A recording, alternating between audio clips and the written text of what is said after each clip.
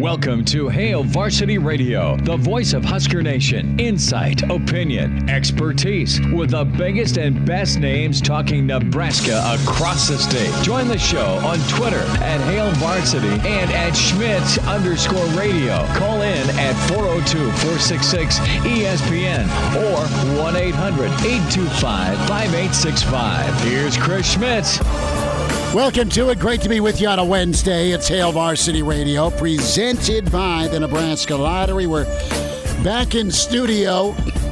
Busy day yesterday, an abbreviated showdown at Pinnacle Bank Arena, a couple of basketball games.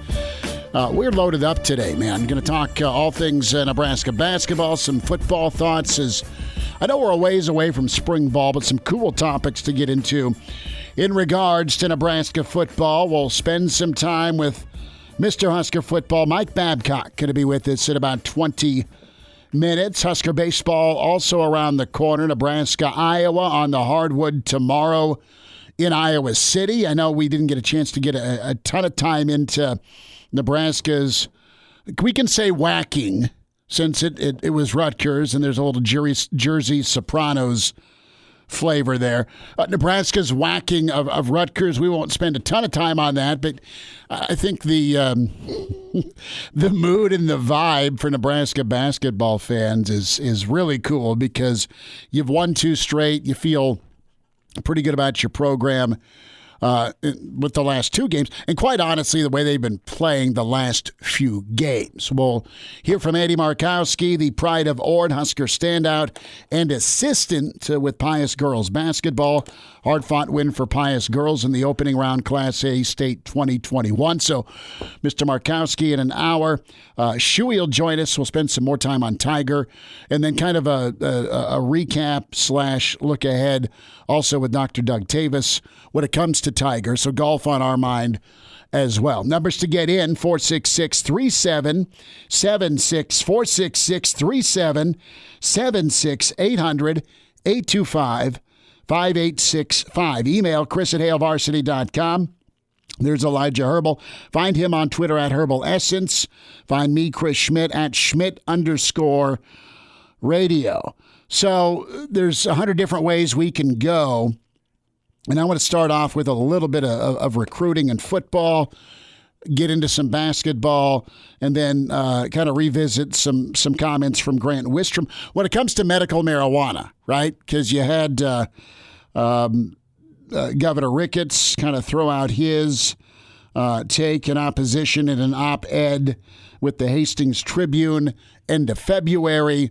You have some pretty prominent pro-medical marijuana, let me make that clear, pro-medical marijuana voices respond with an op-ed.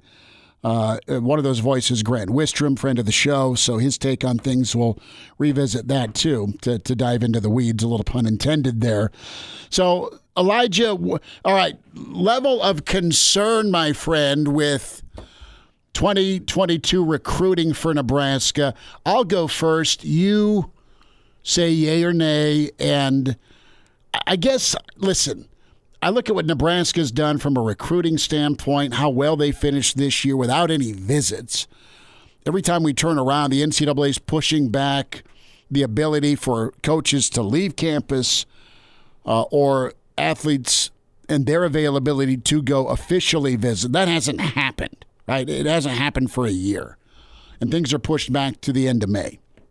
Does it get revisited with COVID and vaccinations and travel and restrictions? And it's state by state, right? It is what it is.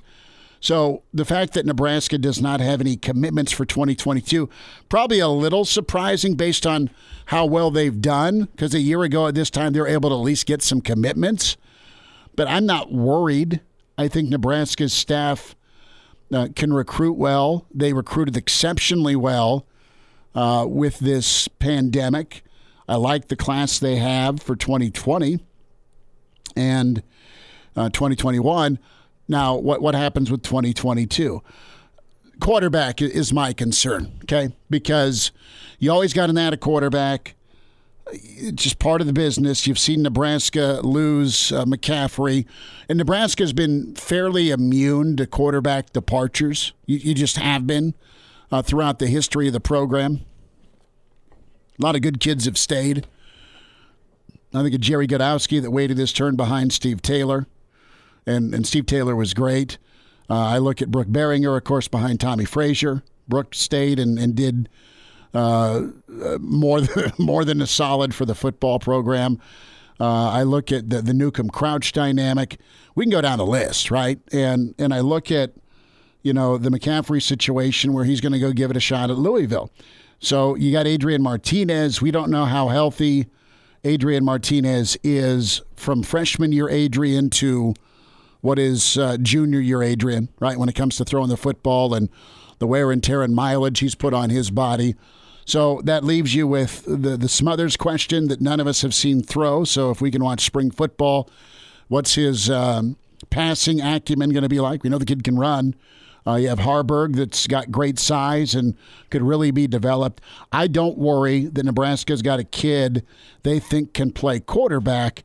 How does the quarterback position set up in reference to the rest of the Big Ten moving forward, right? Because you've had quarterbacks in this league either manage or go win you some ball games, but Nebraska's had quarterback play in the Big Ten when it comes to turnovers, and this spans going into season 11, that has cost Nebraska games. Not quarterback specifically, but turnovers on offense. So quarterback's big to me. Nebraska's put out offers to the top 15 quarterbacks in the country, and 6 have committed, and 3 of the this top 15 on top of the 6 I've talked about. So a total of 9 either are not interested in Nebraska or Nebraska's not on their air quote top 5. And we've talked about Tavion Jackson out of Indiana. We liked his film. We talked about Connor Harrell, kid out of Alabama. He kind of wowed us.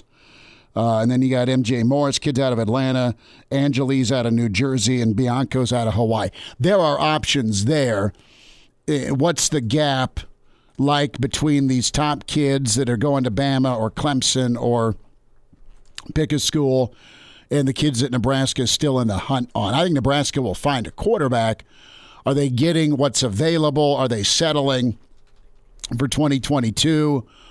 Or are they quite happy with who they end up getting? I think it'll be a situation where Nebraska will find a quarterback they like, and it's their job to develop them. It's their job to keep them healthy.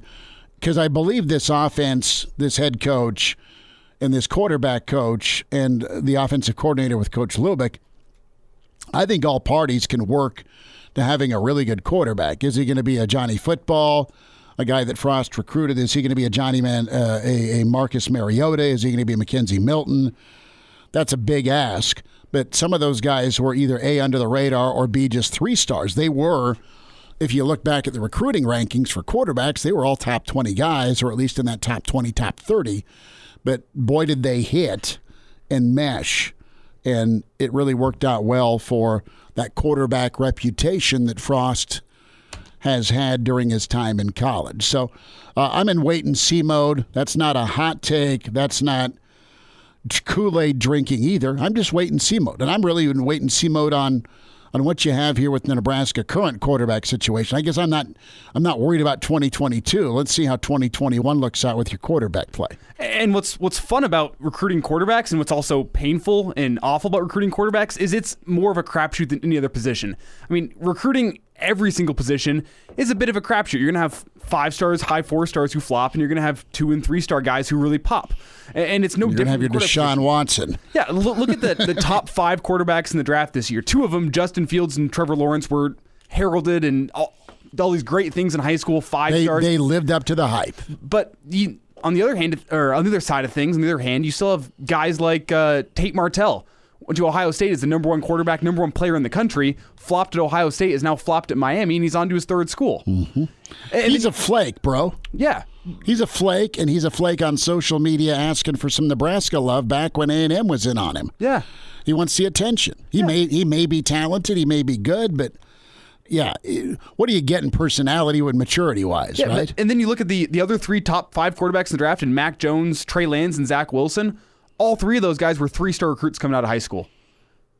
And they ended up being some of the top quarterbacks in college in their going to be they're all going to be first round draft picks this year. Top 10 picks, probably. Especially with the quarterback position. It's about developing what you got, and it's not necessarily about the stars. So if Nebraska's in on all these top 15 quarterbacks, okay, it's more about the right fit and the right guy to come in and run your offense than it is about going and offering the top talents, quote unquote, because it really is a crapshoot at quarterback. Well, and that's just it, right? When you go get it's either 5-star or 5 years, says Jimmy Walden. Am I getting a quarterback that is super high level like Trevor Lawrence that midway through his freshman year took over the starting job and catapulted Clemson to a championship run? Okay. Clemson was going to win a lot of ball games. Clemson was going to win the ACC. Clemson was going to go to the playoff. Were they going to win the playoff without making a switch at quarterback? Oh, and by the way, they switched out a guy who had just gotten them to the playoff that transferred to Missouri.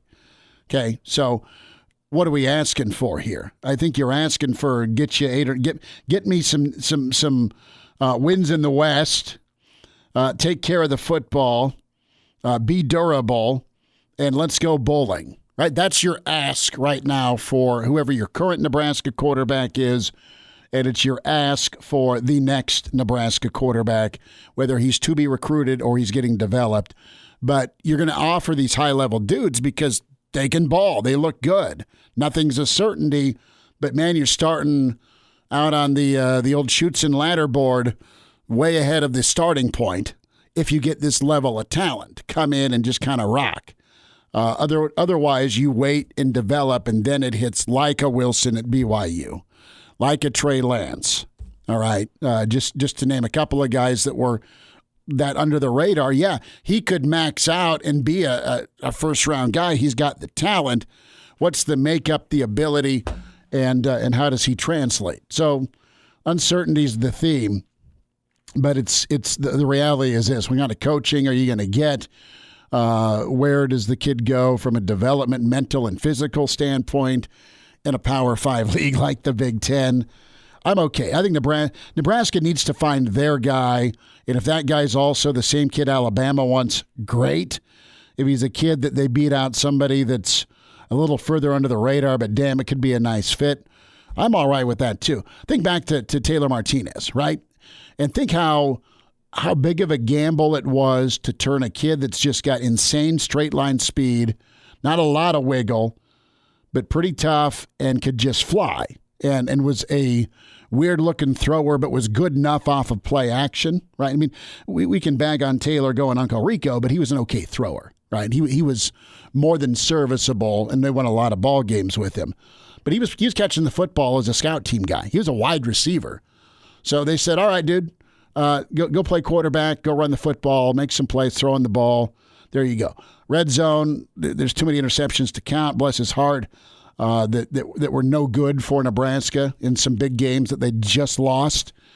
But man, they were pretty blessed to have a guy like that as an athlete playing quarterback. Sometimes you gotta gamble. Is my point at quarterback. Yeah, and that's what I'm saying about it's about fit. I mean, you look at Tom Brady in New England wasn't the most talented quarterback coming out of the draft. You can see the talent now, but he went to a system and a coach that he fit well with. I can say the same about Patrick Mahomes. I don't know if Patrick Mahomes would be Patrick Mahomes if he was playing for the Bears.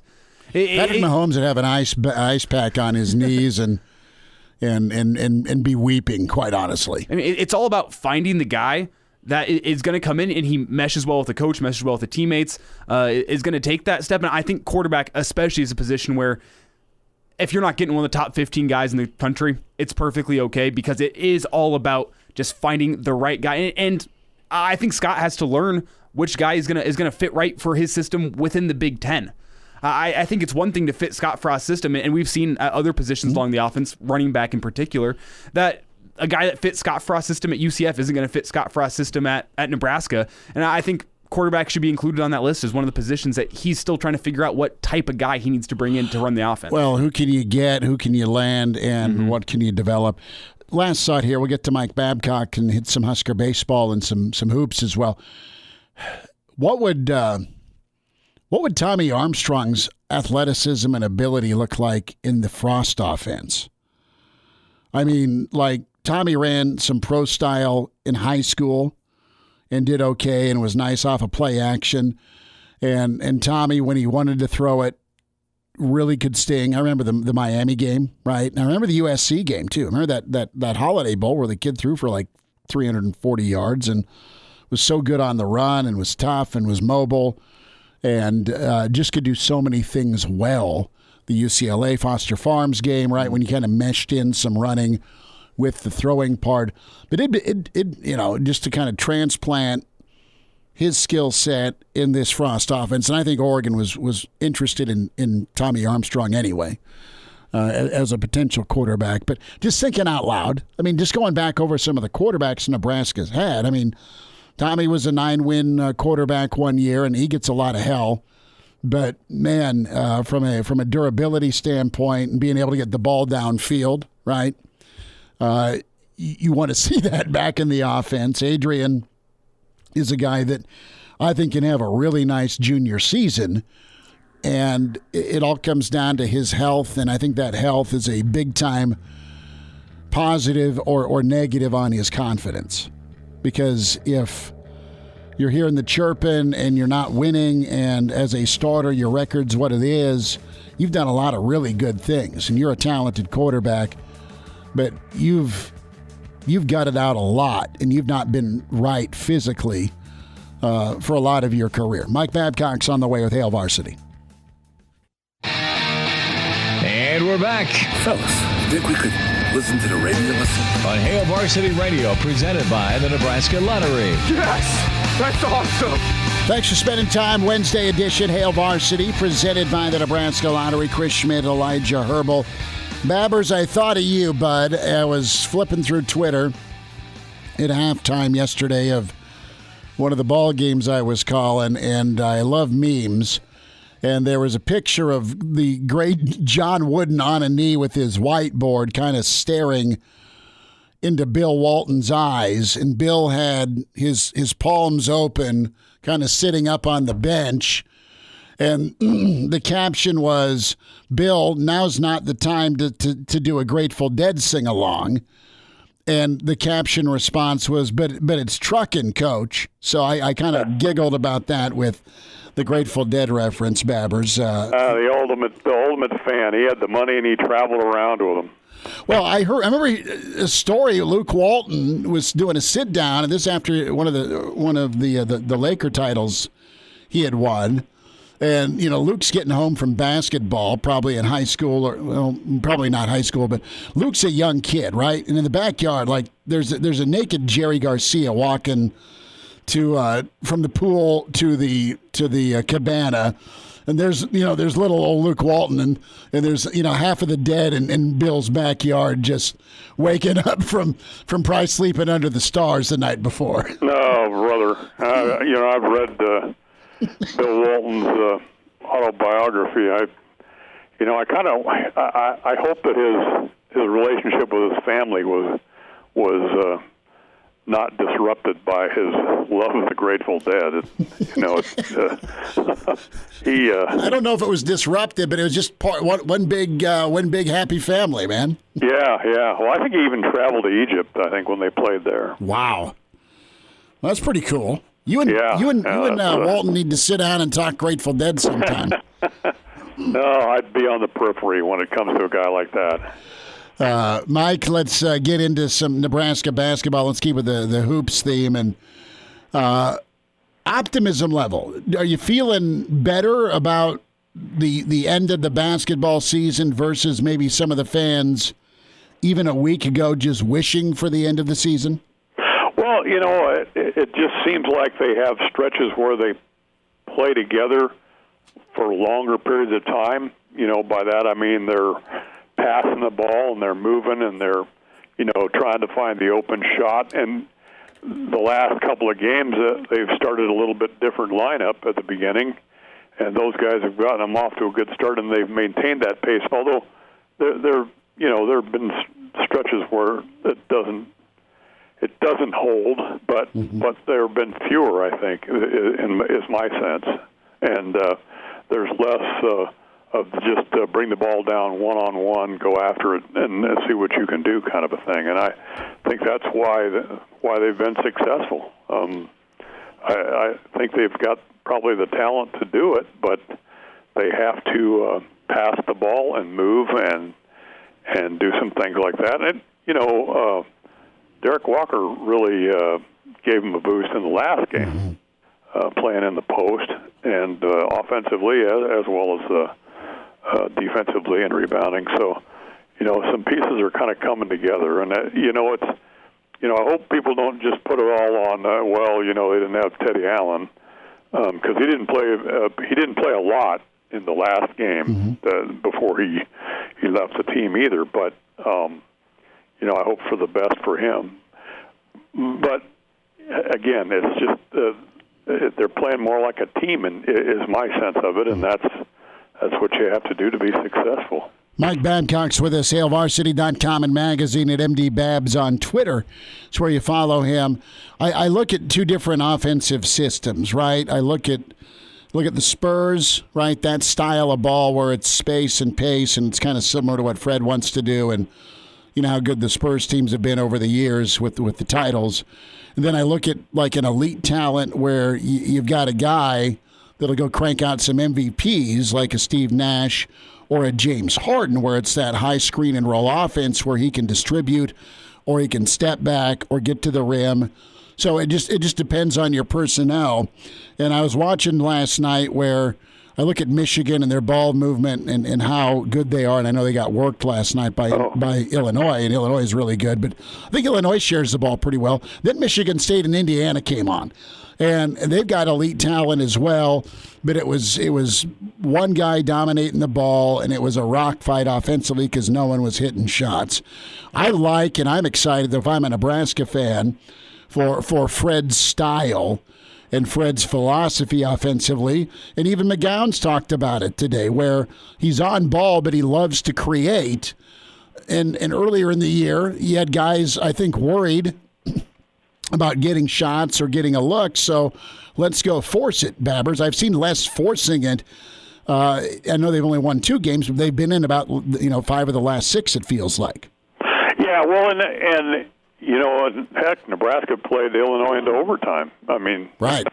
And Illinois won last night without Io DeSumo. Mm-hmm. But I like the way Fred wants to play, and I think that's one of the things that's the difficulty when you have so many guys who have transferred in, because they come in, and I think when you transfer in like that, you kind of have a me first mentality, or that might not be fair, but I think getting a group of predominantly transfer players to do the kinds of things that you need to do in that system, to pass the ball and to move and look for the open shots, rather than just get the ball and go one-on-one against somebody.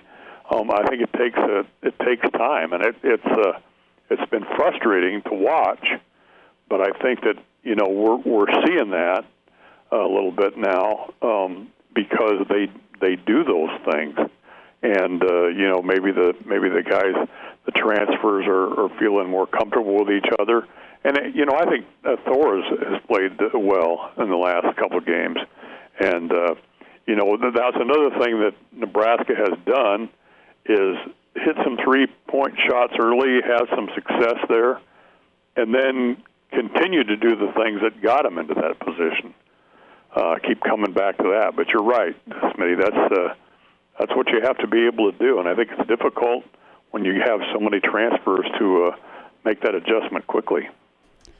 Mike, Nebraska taking on Iowa tomorrow night, and Nebraska's struggled this year when they faced dominant post players. I think of Kofi Coburn's 2 performances against Nebraska, and they got another dominant post player tomorrow night in Luka Garza, one of the players of the year.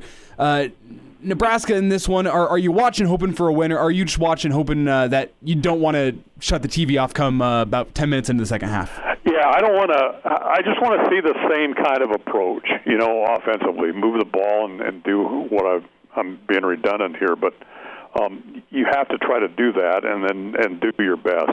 Garza, that's going to be a handful there. That's a load right there, and Iowa has shown stretches where it shoots a 3-point shot pretty well too. So there are a lot of problems that present themselves, but again, if Nebraska plays as a team, I think it can be competitive. It's going to be difficult because Garza's is the real deal.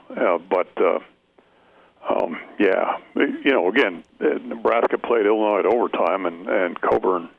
Illinois has Coburn, and he's a beast in there too as well. So there's a chance to be competitive. I don't expect an upset, but a chance to be competitive. I think if they play as a team. Babbers, couple minutes here. Your take on Husker baseball with Gomez, his injury, and what'd you take away with Coach Bolt and his presser? What's the outlook for you here as Husker baseball gets rolling? Well, I'm still, I think that they've got. My sense is they've got pitching depth, and they've got young guys that on the pitching staff, and they've got Chance Rock, the transfer.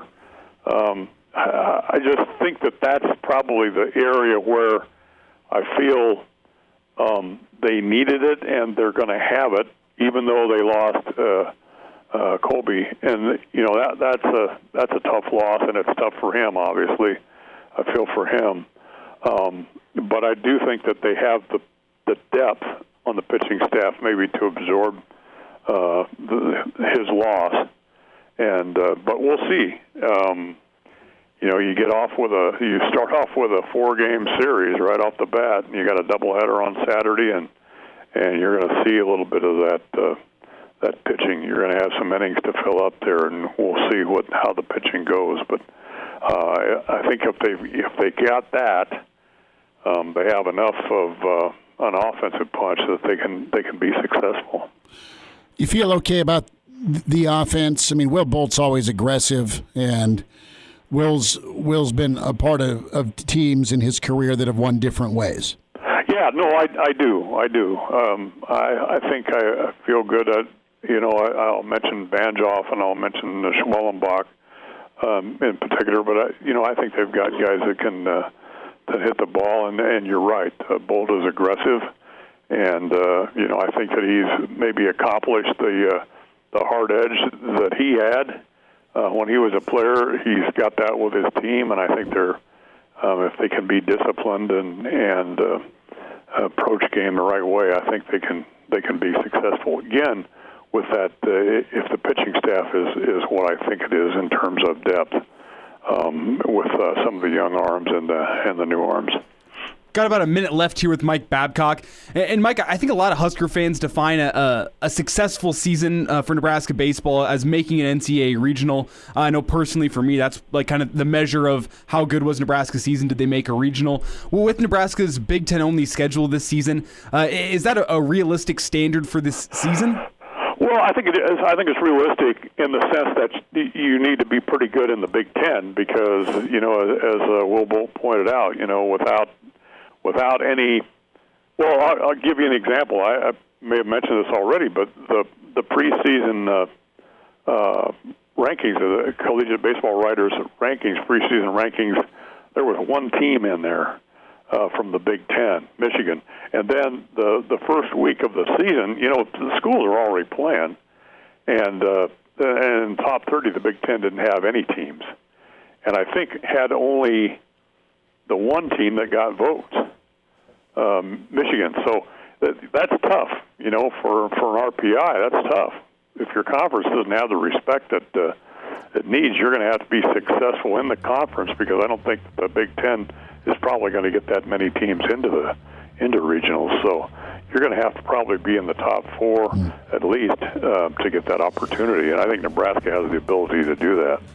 Mike Babcock with us. Babbers, we'll talk next week, buddy. Thanks for jumping on and talking some ball with us, man. Hey, be safe. All right, you too. There he is, Mike Babcock with us. We'll head to the golf course. Mike Schuart, Shuey, on the way with Hail Varsity. And now, back to Hail Varsity Radio. Good stuff from Mike Babcock, the pride of Ord, as Andy Markowski will hit some state tournament stuff with Mr. Andy. Get his take on some Husker hoops.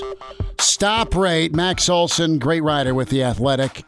Where does Nebraska rank? Where did Nebraska rank when it comes to the defensive stop rate? We might dive into my my Modelo rate when I was down in Arizona on the golf course. We welcome in Mike Schuart, Wilderness Ridge Golf.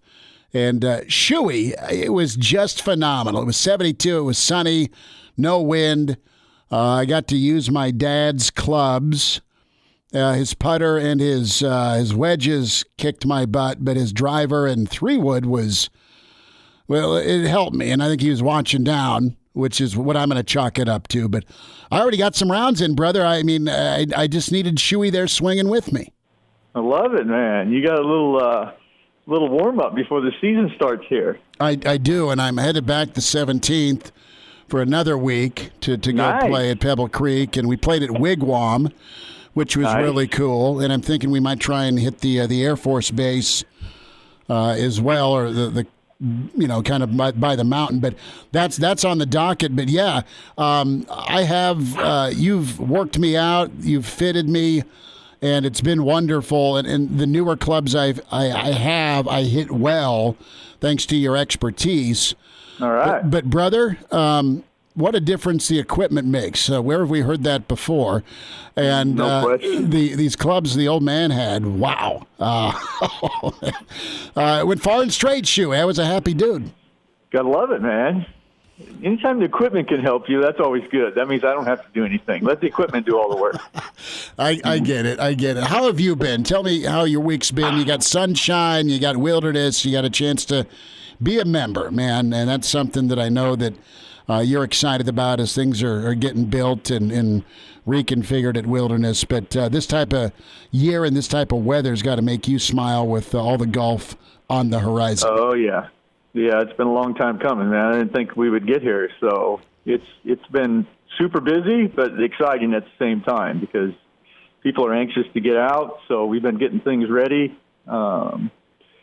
Sent out our first. We're going to open up on Friday. That's our first day. Sweet. So we opened up the tee sheet for members today at 3:00. So Friday filled up pretty fast, and the weekend's filling up even faster. So people are, which is good. They should be anxious to play. It's been a long February, so they're anxious to get out and enjoy some great weather and start playing some golf again. Mike Schuart's with us, Wilderness Ridge Golf, and Shuey, of course, out at Wilderness Ridge. Shuey, I want to go back to Sunday and the Tiger tribute. And A, did you wear any red? And if not, no worries. But B, what did that mean to you as a pro? That's pretty special. That just shows you what kind of respect he has, not only in the golfing community, but just the community in general. It's like, what a tribute that the whole field is out there basically trying to emulate Tiger. That's once in a lifetime. That doesn't come along very often. So that's just how much respect he has from the players. Not only his game, but what he's done for the game and done for them. Those guys are playing for a lot of money, partly because of Tiger. So, and they understand that and they appreciate that. Shuey, as you've navigated the professional level and you've been around the greats and you've won at a high level, I'm interested in your read on Tiger now in 2021 and how people feel about him versus Tiger in the year 2000, where, I mean, there was, maybe it's jealousy, maybe it was hatred, maybe it's this guy's a jerk, whatever the case may be. Why has the attitude with the younger kids shifted towards Tiger, and even some of the old guard that came up with Tiger, more sympathetic, maybe not the best word, but more sympathetic towards him or with him, with this personality that seemed really sandpapery 20 years ago when he was crushing everybody? Yeah, I think two things stand out to me that really kind of put Tiger in a different light, is that his winning the Masters after coming back from basically, not playing very well for a long time. No one ever thought he'd be back to the level that he was. So just kind of the triumphant story, the comeback story. So that got a lot of people. I think the thing that really changed a lot was the father-son tournament that he played with his kid. Showed a whole different side of Tiger. how much his kids mean to him, how much fun he had out with his kid, which is a side that nobody really knew about Tiger. They didn't even know that existed, And I think that's him, too, changing somewhat, is that his kids got older, and they're always important to him, but I think he realized how important they really were to him. So that's the one I think changed a lot, because people just got to see a side of him that they have never seen. And everyone grows up and changes, and we mature. And do you think there's an element of him maybe changing his personality, more of a humble guy? Is that fair? No question. Okay. No question. Because he was a little humbled, because it's like he can't, as much as your mind says that you want to be the greatest, sometimes your body doesn't respond to what your mind says. We all know that. Anybody that plays golf, what your mind says, sometimes your body doesn't like to do or doesn't do most of the time. So he got a little humbled. His game wasn't at the level that it was when he was dominant. So, I think he started to figure out how to play golf a different way, to enjoy it more. Still trying to compete and win, but in a different way, enjoying more of playing the game. And when good shots happen, good rounds happen, good tournaments happen, as opposed to it being expected from him, it was more enjoying it when it did happen. So that just happens. You mellow as you get older. You can't stay on top of the world forever. Mike, obviously hoping for the best for Tiger and his recovery. But it sounds like some serious injuries were sustained, and we don't know if he's ever going to pick up the golf club again on the professional tour. So will there ever be anyone like Tiger ever again in the PGA? Oh, you always hate to say never, but if you just go through the history of golf, there's always somebody like Tiger that comes along. You go back, and it was Jack Nicklaus. Before Jack, it was Arnie. Before Arnie, it was Ben Hogan, Byron Nelson, so as they go, and oh, wow, that's the greatest player I've ever seen. I've never seen anybody like it. And then a Palmer comes along. Oh, he's incredible what he does. And all of a sudden, here comes a Nicklaus that comes along and shatters all kinds of records, and everybody has said no one will ever touch Jack Nicklaus's records. Well, here comes Tiger along, and he's, if he would have stayed healthy, he would have broken his records, so there's always somebody that comes along. Just people are really good, and people are very talented. And when they find their niche and they develop that and they hone their skills, there's always somebody that comes along. So it's hard to say never. Mike Schuart, Wilderness Ridge. Shuey will be looking for you Friday, buddy. Thanks again for coming on. Man, I appreciate it immensely. Thanks for having me. All right, there he is, Mike Schuart. And now, back to Hail Varsity Radio. One final time this hour, 10 minutes away from the Pride of Ord Andy Markowski warning. On the way, we will dive into stoppage rate. Good stuff from Max Olson on just where that Nebraska defense is at and who is number one in college football. A little different college football year. We're not far away from spring football, which is great. We will get caught up on Tiger's recovery, and I know that's not new, but there's some more clarity, I guess, with Tiger and his injury situation. And our good old buddy, Dr. Doug Toewes, is going to be with us here in a while. 466-3776, 466-3776, 466-3776, 800-825-5865. You want to get a phone call in, you're welcome to do that. Reminder about buckling up. 70% of people in fatal crashes in Nebraska not wearing a seatbelt. If used properly, a seatbelt can reduce the risk of fatal injury by up to 60%. Your best defense in any crash, buckling up.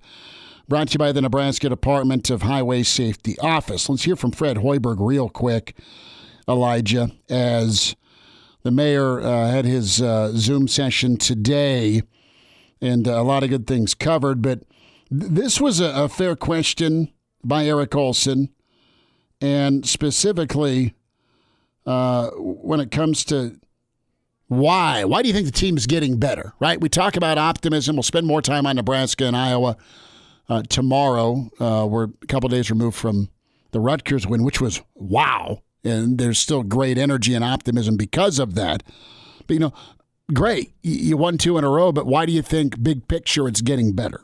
I think the biggest thing our guys have continued to do is they've stayed completely locked in with everything that we're trying to teach and through all the adversity that we've had to handle. And, I've said this, I'm not sure there's a team that had more than we did with the 20-day complete lockout and then having about 4.5 practices and then having to play 7 games in 12 days in 5 states. And, it's been a really difficult thing to manage, especially from a fatigue standpoint. And you're still seeing it. In the last 8-9 minutes, we do hit walls. You've seen our numbers late in games. I think a lot of that is attributed to the fatigue that our guys are going through right now. But I could not be more proud of how they have continued to battle through everything. And even the Illinois game, which I thought we kind of gave into the fatigue for the first time, then you bounce back and you win 2 straight after that, just shows everything you need to know about our group.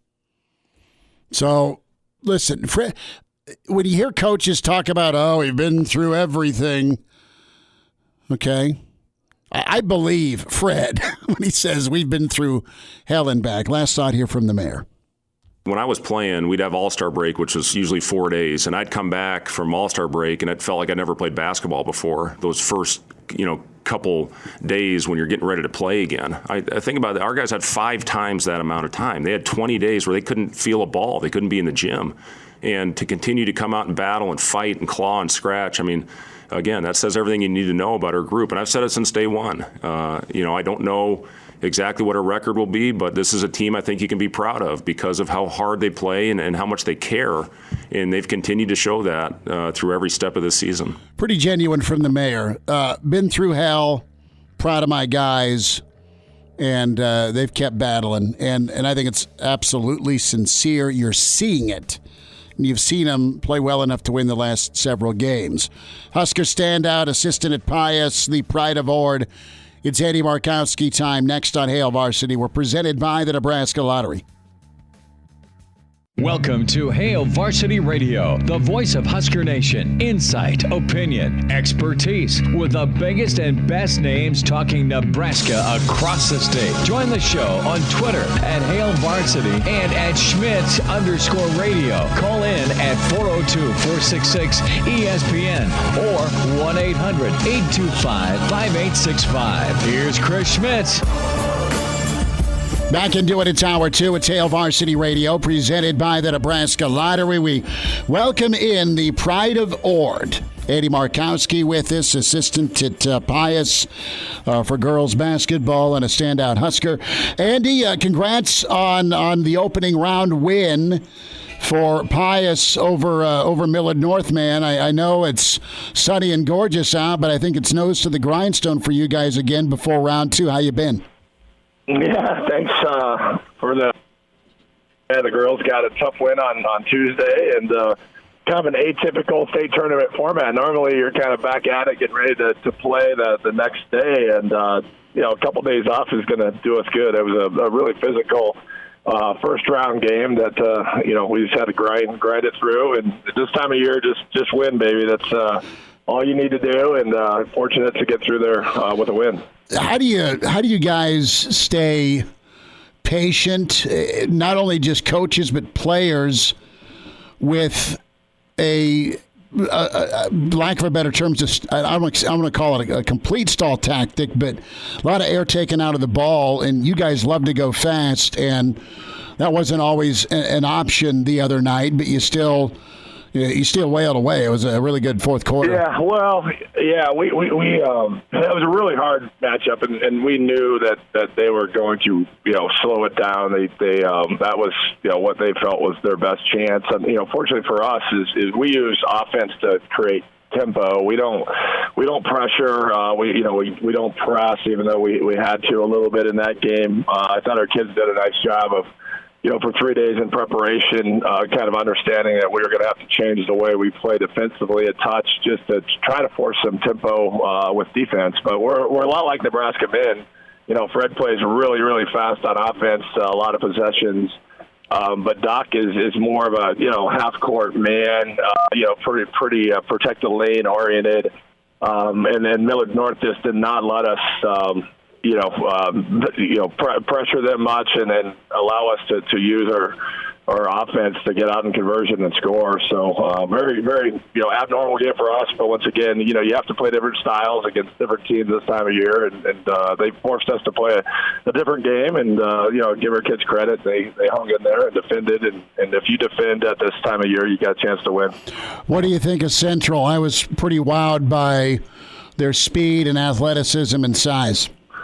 Yeah, the University of Omaha Central, right? They look like a college team. I mean, That's pretty. If you're going to draw up the team, 6'5" and 6'7" on the front line, their guards are 6 foot, 5'11". They have a mid to high major, a freshman point guard in Jones. So, it's going to be a challenge there. Probably on paper the most talented team in the state, all classes from top to bottom on their roster, but.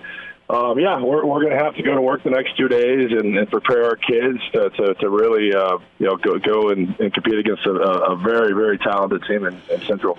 Andy Markowski is with us talking state tournament. We'll get to some college basketball. Andy, when you were in high school, did you get the hack-a-shack treatment? Did you have similar size matchups in high school, or were you the biggest dude in the paint and people just went to town on you trying to be physical?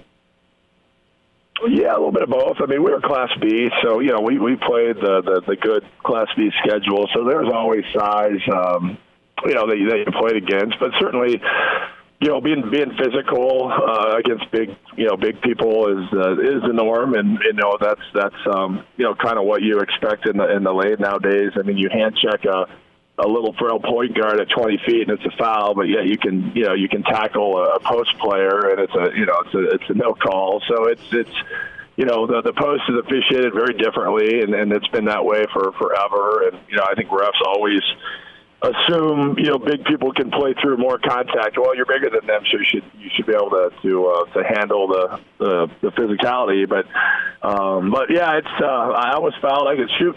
In high school, college is where I struggled from the free throw line. So I didn't see a lot of hack-a-shack in high school. But certainly, if you can't make free throws, you're going to see that strategy at any level. Andy Markowski is with us. Andy, your take right now on Nebraska basketball. You feel like there's some momentum and takeaway with the Rutgers win as Iowa looms tomorrow night. Knee-jerk reaction, wow, they're a different team, or just one game? And you've got the Teddy element to this discussion point. Yeah.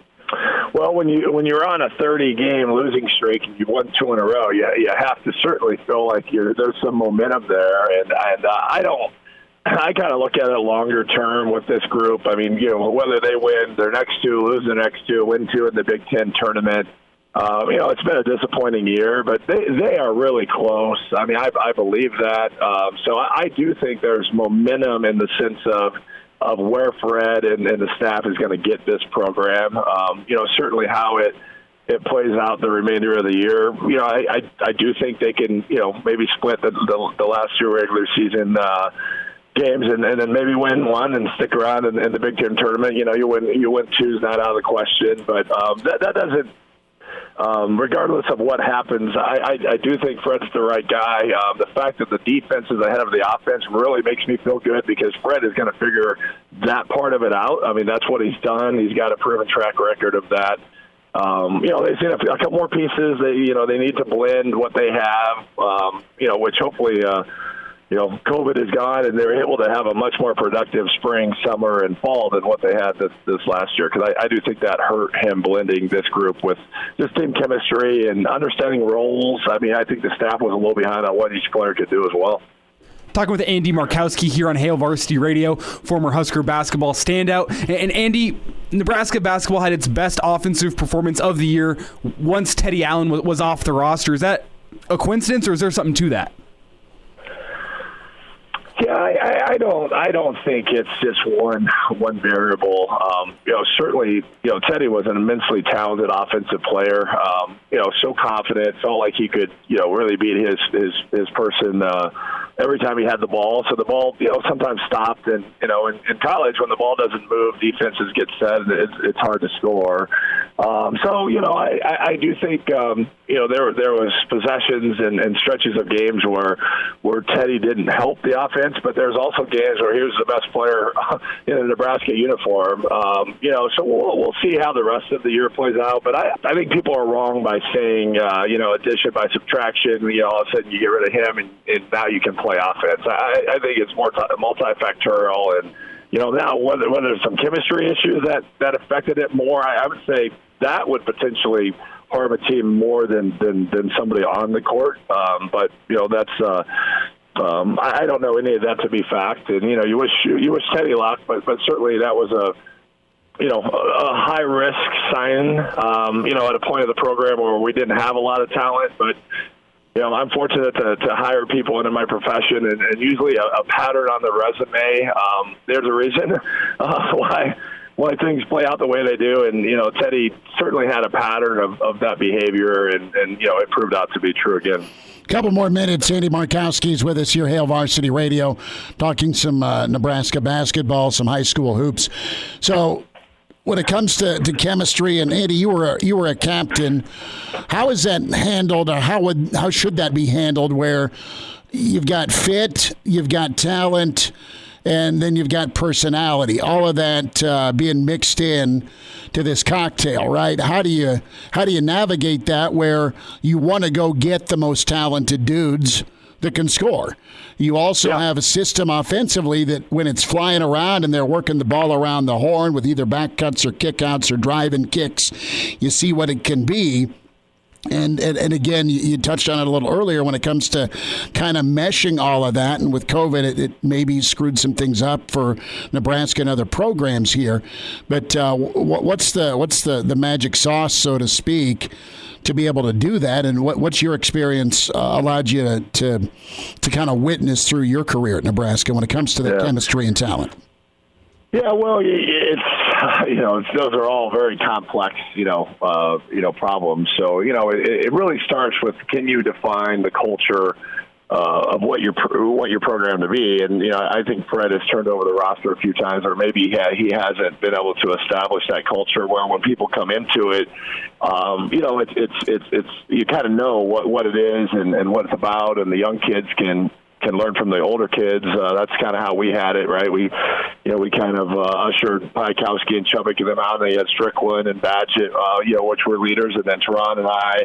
So you kind of had that consistency of a roster where, I don't know if Fred has been able to instill that, what he truly wants as his culture. Now, players define that. They police themselves. You have to find kids that, want to win before they want themselves to go to the NBA. It's not wrong that they have those goals and dreams of playing professionally and providing for their families.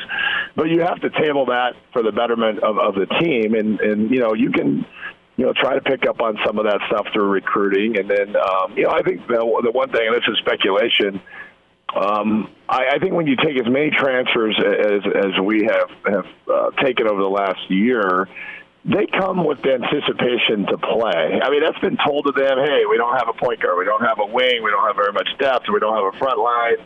We started a freshman center, you have a chance to come in and play. I think Fred had to cater to a lot of that, where I don't know if he ever got settled on a rotation where he got his best kids on the floor playing the most minutes. Where I think maybe he felt, when you have a kid for a year and you told him, hey, come in, this is a great opportunity for you to play, your graduate year. You're a little obligated to make sure they're getting on the floor. I never really felt like we settled into a good rotation. And then when COVID hit, once again, I think that affected that, where, you play 8 games in 17 days, and you need to play more kids. And, people are recovering from COVID, so they can't play as much. So he had a lot of stuff going on, which, I think we'll never know the impact that had. But until they get their chemistry and their culture right, you're not going to win in the top 5 or 6 in the Big Ten. It's just too well of a coached league with upperclassmen, and in the end, you have to have NBA players to win at that level. So, what happens Thursday against Iowa? Nebraska have the ability to hang in it, or is Iowa sharpening up for postseason? What do you think? Yeah, haven't seen a ton of Iowa play. I mean, obviously Garza is a monster, and 2 years ago we had no post depth. I think Walker is a really good post defender. I don't know if he's big enough. Even though he did a really good job against Illinois' big, we're deeper, right? We can play three bigs. That Garza Doc is usually pretty crafty on trying to take the opponent's best player away. But Iowa shoots it so well, at their guard spots. If you start, really doubling Garza, they can hurt you. But I don't think Iowa over-talents you. I think it's a game that our length and athleticism could have an impact in that game.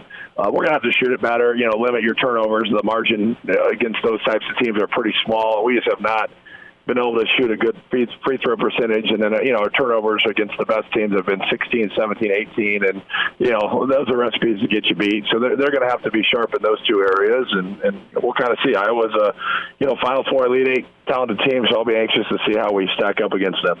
Andy, you spent time before we let you go, and thanks again. I know you got some prep to do, but you spent a lot of time as a coach, and you were at the Division I level, and the carousel murmurs starting to happen as tournament week is around the corner. What's the highest profile job you believe is going to be open?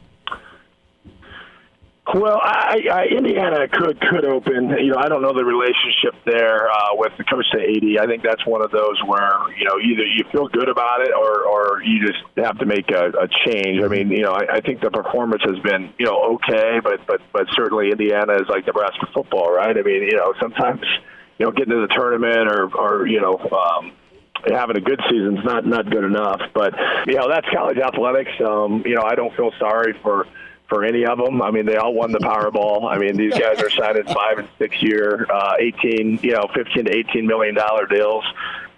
So they know what they signed up for, and the expectation level to win is high. But when they don't win, they tend to walk away with life-changing money. So they'll land somewhere else and probably get another opportunity down the road. So sympathy kind of stopped. I remember Danny was making about $300K in the 90s and was always mad at Tom Osborne because Tom would never take a raise. So it always set the bar low for the rest of the university coaches, So that always sticks in my head. Like, in the 90s, that was the money. Now it's, just astronomical what they make. So getting fired is, they'll make it. They're going to have enough to pay the mortgage next month. I can hear the accent and the frustration in Danny's voice. Yeah, sometimes Danny let us into his underworld, especially when he was on the hot seat in the kind of the 98, 99. We felt that. I mean, he challenged us that he's not going to get fired on our behalf, and certainly let us know that we better play hard, or the next day we're going to be miserable. So you feel that, but you hope coaches don't bring that into the season. But those are real pressures that they feel, and nobody. I'm not trying to minimize the fact that somebody losing their job because their families affected and kids and moving and all that. But the reality of high major college sports is, if you don't win year 4 to year 6, they're going to move on and try to press some new buttons. Don't you feel the Danny and love, brother? That's pretty good. Andy Markowski. Andy, we'll see you Friday night. Thanks for the time, bud. All right. Thanks, guys. Gotta love the pride of Ord. Andy Markowski. Thoughts on high school hoops, Husker basketball. The coaching carousel will hit stoppage rate on the way next. Chime in 402-466-ESPN or email the show, Chris@HailVarsity.com. Just try me. Back to Hail Varsity Radio. Coming up, the latest on Tigers' recovery with our friends from LOC, Lincoln Orthopedic Center. Dr. Doug Toewes going to be with us. Good story on stop rates with college football, right? And we know 2020 was a unique year, which didn't necessarily mean everybody got an equal number of games. Nebraska didn't get Wisconsin. Iowa didn't get to showdown and show out against Michigan. nor did they get to play their bowl game. So when we talk about the defensive effectiveness right now, what does stop rate mean? Stop rate is pretty simple. What do you get done defensively here with situational football? Do you get off the field after the offense gets a football in a turnover, punt, kickoff, whatever? So defensively, how many drives end with a punt, a turnover on downs, or just a turnover? So interesting here, the number one defensive effectiveness football team in 2020 was Iowa. 81% of drives Iowa stopped. It was either a turnover, it was either a punt, it was either a turnover on downs. Wisconsin was number 2. Indiana was number 9. Clemson was in at 10. Northwestern was 12th. Okay? Where'd Nebraska figure in? Per Max Olson's research, say it with me, 92. And 57.4% of drives against Nebraska ended with a black shirt stop. 94 drives, 2.35 points per drive. Here's what I go to. Was the defense better? Yes. Did they look better? Yes. Were they more physical? Absolutely. Were they deeper? Yes. Did they win some ball games? Hell yes, they did against Penn State with the way the secondary played. But I saw most of the time, again, the Illinois game will be burned into your memory. Aside from the Illinois game, I saw Nebraska's defense with like 3 guys around the ball carrier, period. What held Nebraska back last season was clearly their turnovers and clearly their offense. Wasn't the defense. It was special teams and offense holding hands, urinating on the defense. That's what it was, right? That's how it felt. Not all the time, but a lot of the time. When I look at Nebraska's defensive effectiveness, I flip it around and say, okay, the defense played well enough to win against Northwestern. 20 points is what was allowed. 26 points is what was allowed against Iowa. And Elijah, I look at the offensive yards. Nebraska, yardage-wise, kicked the hell out of Northwestern. Yardage-wise, put up a lot of yards against Iowa. I mean, think of those 2 games when we're talking stop rates. That's where my head goes is, geez, how bad Nebraska's offense was in the red zone or capitalizing or settling for 3. We're talking stop rates. How many drives should have ended in points for Nebraska against Iowa? Or you were at least in Iowa territory, right? You crossed the 50. Or you were in Northwestern territory. 2 of the top 12 teams in college football, granted abbreviated year, but Nebraska's offense was a far cry from the finished or consistent product, and what they were able to do moving the ball wise is you have to kind of go, wow, this could end up being okay at some point. But that's where my head goes with this. It's, wow, Iowa and Wisconsin and Northwestern and Indiana and Clemson all really good with stop rates. And Nebraska's defense, 92nd out of 130.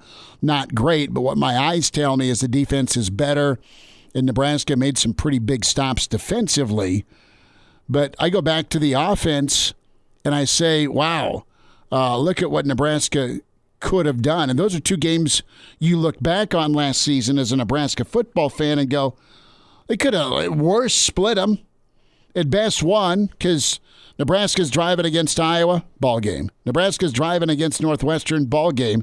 And it was, again, 2 really good defenses we're talking about that made the plays to stop Nebraska, i.e. stoppage rate.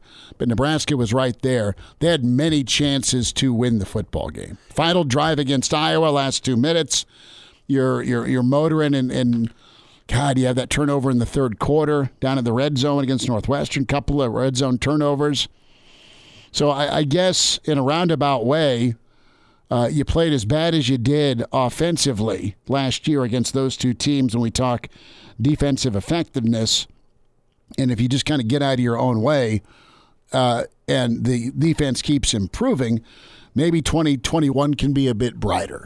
And I haven't done the math here, but it should be noted that this was a shortened season against only Big Ten teams, who, for the most part... So there's no gravy against Northwest East Alabama State. Exactly. And then I look at two games in particular, Ohio State and Illinois, where for the second half against Ohio State, Nebraska's defense couldn't stop a nosebleed. And for most of the game against Illinois, Nebraska's defense couldn't stop a nosebleed. How about two drives? The offense is in Ohio State territory, and it's two fumbles, and then there's a strip sack, a scoop, and a score.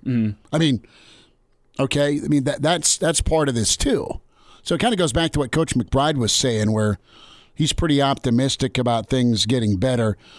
We're in football free mode right now, so we're anxious for spring ball to get here. We're anxious to talk quarterbacks. We're anxious to talk about newcomers. We're anxious to find out about a running back. But man, this story by Max, and I don't know Max. I know he's close with Mitch Sherman. We'll talk with Mitch tomorrow. But I guess the beer being half full, and you can totally say, well, my beer's half gone, be the non-optimistic Nebraska fan, and there's not a lot to be cheering about if you want to be like just dead on realist. But you're not playing good football offensively, and you're doing that not at your best. I think kind of goes back to are you closer to winning 11 or 12 games if you're winning 8 to 9 games a year?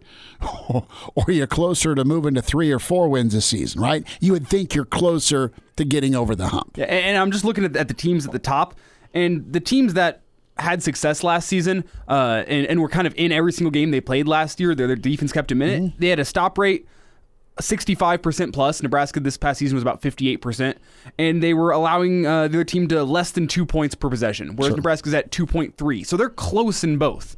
Where if they get 7 stops and drives throughout the season, you can get your percentage up to 65%. Can I add one more little nugget to this? Sure. How many drives did somebody take over at the 50 or better? How many drives did Nebraska have to grab their helmet, jump on the field because you had a turnover? Not only the emotional kick in the you-know-what from, oh, yay, they're driving and now they just turned it over, or here's a pick in the end zone. But how about, they're at the 50. Oh, they're at the 4. Oh. Yeah, 1 first down and they can get field goal. They can get your points. How many times did Nebraska's defense have to say, son of a bee, let's grab our mouthpiece, jump out on the field, and go try and stop a short field? Or even territory? Very few. I'd like to see. I think Illinois did really well. I mean, so they gashed the hell out of Nebraska. But I don't know that there was a lot of 80 or 90-yard drives or even 70-yard drives on Nebraska. It was all, somebody forgot to cover the return man, so there's a punt or kickoff return that starts him out at the 40, or here's a turnover that starts him out at the 40, either 40, and then you factor that into stoppage rate. So on their face, without a turnover or I don't know how many kicks were out of the end zone either. So, I mean, there's some other numbers, but I think Nebraska's 92 ranking is a victim of their offensive turnovers and their special teams play. Their defense was better than 92. Numbers are numbers. I get it. They weren't perfect. They weren't 09 vintage, but they were better. And you're not going to get an 09 vintage performance from the defense in this year's college football. I mean, that's why I was looking at those numbers at the top. Getting a stop on 65% of drives isn't great, but in the modern college football world, it's enough that you can be a top 25 team if your defense gets you off the field 65% gets the other offense off the field 65% of the time. And there's your window. There's your window to win by 10 to 13 points. Factor in a turnover. Factor in field position, factor in special teams, and you get that extra possession and you score on it. And you don't get nailed for holding. So it is what it is. The jump the defense has to make next year is get one more stop. Get one more possession a game where you're kick one more ball out of the end zone, Elijah. Exactly. It's the little things for this defense, and obviously the offense has to show great improvement. But I think this defense is close, despite what these numbers say.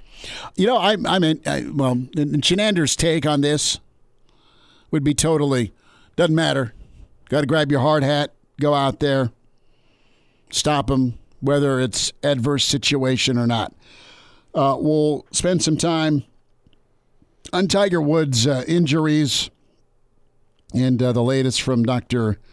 Doug Toewes, kind of an update here on Tiger's outlook. We'll spend some more time, maybe tomorrow, on the op-ed response to Governor Ricketts from those in the pro-medical marijuana community. That includes our friend Grant Wistrom, and his name was on this op-ed response. It was written by a professor down at Doane, I believe. And Wistrom put his name on it in support. And Grant's been pretty outspoken and very analytical and very honest about his take and feelings on medical marijuana. And he had a response by the governor at the end of February about medical marijuana use. I want to remind you about your friends at West Blue Realty. Are you going to move in 2021? West Blue Realty specializes in residential home sales in Lincoln and surrounding communities. Can make this next move phenomenal for you. Give Tom Luby a shot at 402-540-3768. Give Kelly Hofschneider a call. They can both help with West Blue Realty. 402-202-2312. It pays to work with West Blue. 1120 K Street, Suite 200. Get an appointment today. WestBlueRealty.com. And Jock Doc on the way with Hail Varsity. He's in his 30s, but sounds like he was born with a stogie in one hand and a brew in the other. Now, say my name. It's Schmidt on Hail Varsity Radio. I got the body of a taut, preteen Swedish boy. Time for a Jock Doc Wednesday, Lincoln Orthopedic Center. We say hi to Dr. Doug Toewes. Dr. Doug, what do you know? How you been? Well, I'm doing good. I love this weather. That is about right, isn't it? And I brought it back from Arizona with me just for you and everybody. But, this weather is outstanding. It is golfing weather, Dr. Doug. And let's spend a little bit of time on Tiger Woods. I know we touched on it last week initially, but such serious injuries for Tiger. And wanted to get your thoughts here with Tiger as we're talking tibia and fibula and other injuries, not only on his legs, but feet and ankle and different surgeries here. Let's start with the use of the rods, the screws, and the pins on Tiger and that process as you try and put Tiger back together. Yeah, so the tibia fracture is the fracture that gets the rod. It's the large bone in your leg, and it's the one that was the open fracture, which means that the skin got broke and the bone got exposed to the outside, and that's a obviously concerning injury. He also had the compression of the compartments in his leg and had to have those released. So this is a little bit sort of like what could it could have been very much like the Alex Smith kind of an injury. And so when we're dealing with that. And anytime we have a tibia fracture, we worry about this thing called compartment syndrome. But when we're dealing with that, a lot of times we will prophylactically release the compartments and take away the pressure from those compartments so that we don't end up having the detrimental problems of muscle dying and things like that. And so it's a pretty common thing actually to do the compartment release, which Tiger had. The rodding itself, the tibial bone itself, really responds pretty well to the rodding, and so You put the rod in from the top down, and once you're able to do that, you've got the bone stabilized. And the stabilization of the bone is a big part of what protects and that's a big concern when you have an open fracture. Dr. Doug Toewes with us, Lincoln Orthopedic Center at Jock Doc Wednesday. We're talking some follow-up with Tiger Woods, his surgeries, rods, screws, pins, and you have that release, that compression that you touched on. And take me through that process of how you go about it. I don't mean to get too graphic or too grotesque, but just I can only imagine that pressure buildup and it needing to be released, and I'm wondering how medically you guys go through and go about your business that way. Sure. So the muscles are surrounded by a tight layer of tissue called the fascia. Mm-hmm. And that layer of tissue kind of holds the different compartments of muscles together.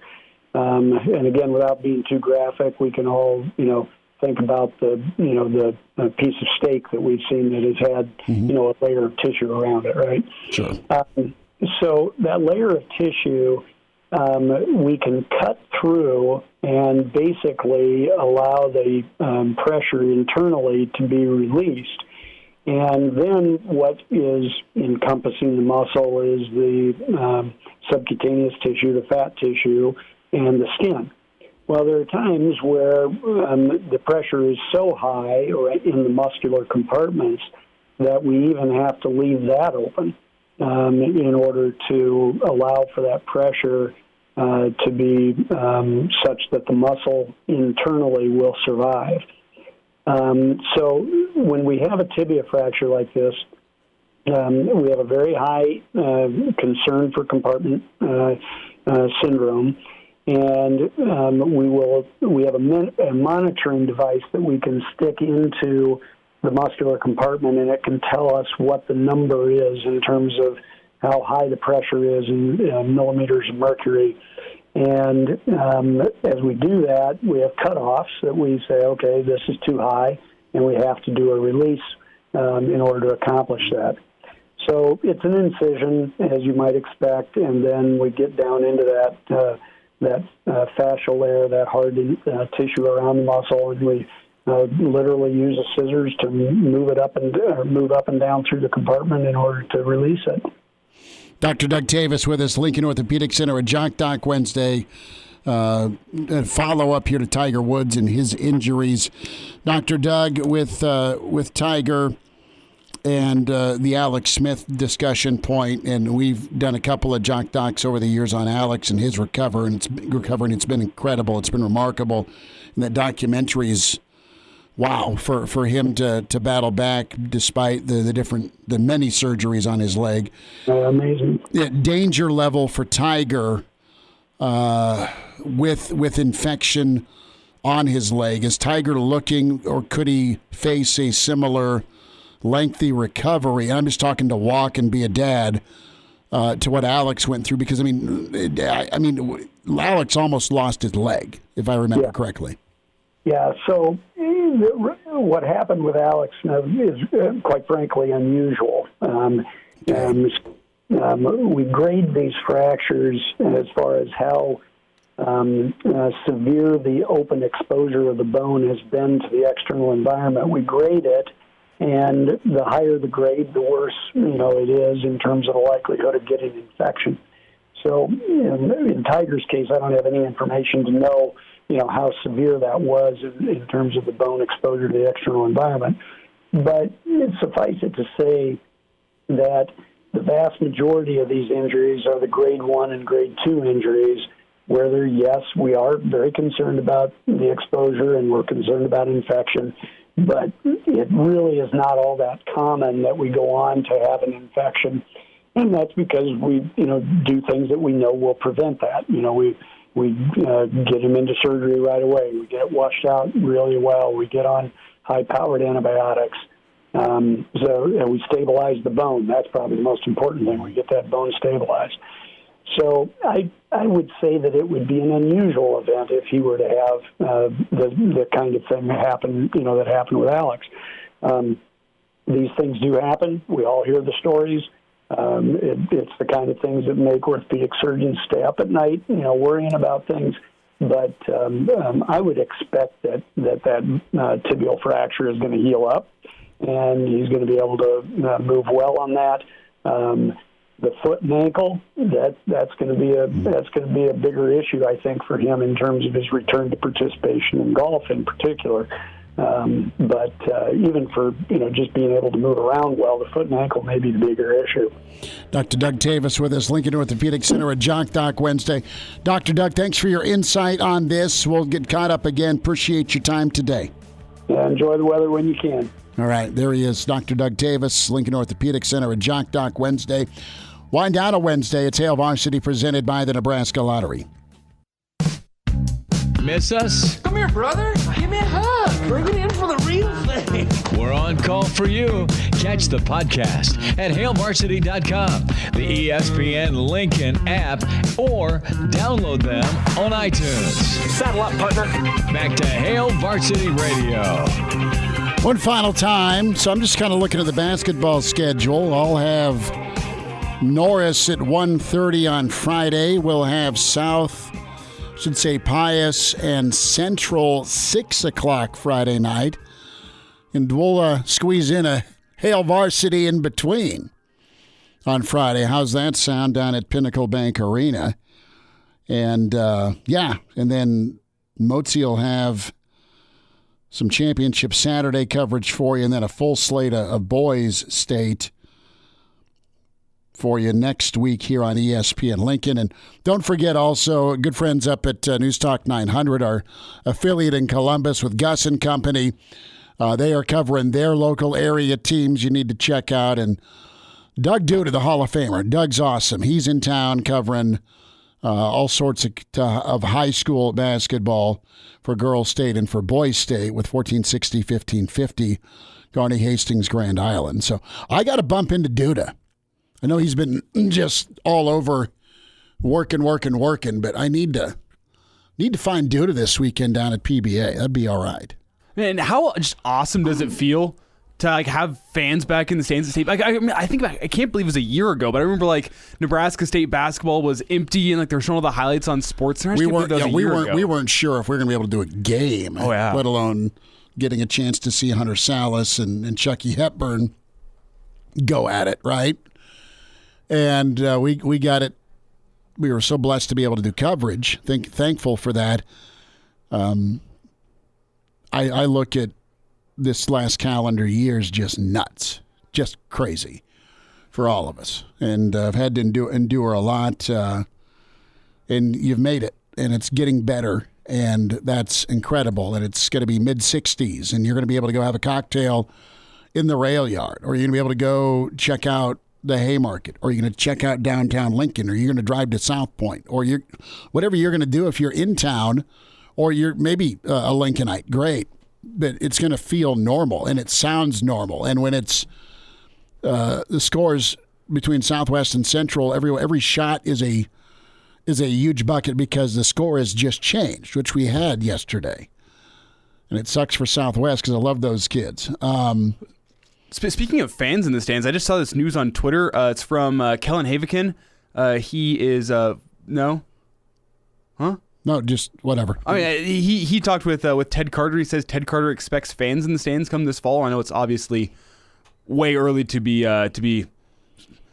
even speculating on that because so many things can change. But that is positive that Ted Carter thinks maybe fans in the stands this fall. It's at full capacity. Well, you're right, and you're hearing the Moose kind of throw out the, hey, let's get local control, yeah, right? I mean, to me, it sounds like a move putting pressure on the Big Ten, saying we want to have full fans in the stands, and we're kind of pushing for that now. We think we can do it. So I think it's kind of putting the pressure back in the Big Ten to start forward with that process. And what happens when you pressure the Big Ten? They turn it over. Sounds like the Nebraska offense. But I'm saying they turn it over. Oh, you're going to sue us? Maybe you can kick off. Right? I mean, so Good. Just stay the hell out of the way, Big Ten. Let local authority make their call. Let health officials be safe. Back at you tomorrow at 4. It's Hail Varsity. We're presented by the Nebraska Lottery. Thanks for hanging out.